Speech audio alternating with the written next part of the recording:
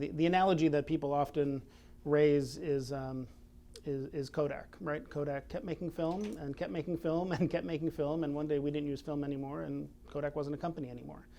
And so there are companies that depend primarily on producing and selling oil and gas for their revenue. We're going to be using oil and gas for decades, even if the world takes climate change as seriously as it needs to.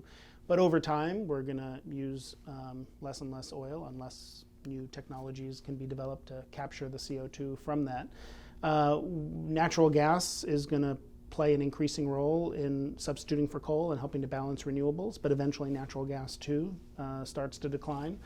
And so I think large oil and gas companies, which have tremendous scientific and engineering expertise, need to think seriously today about what those companies look like decades from now, when, yes, they are probably still selling oil and gas too, but maybe they're developing large offshore wind projects because they know how to do offshore, oil and gas projects, and they have that competence.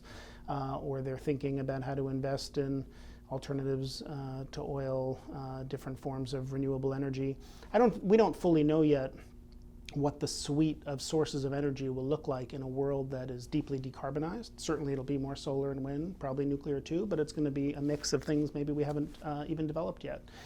And I think companies need to be thinking seriously about what it looks like to be a more diverse supplier of energy, where oil and gas is part of that, but they're supplying energy in lots of low carbon ways too.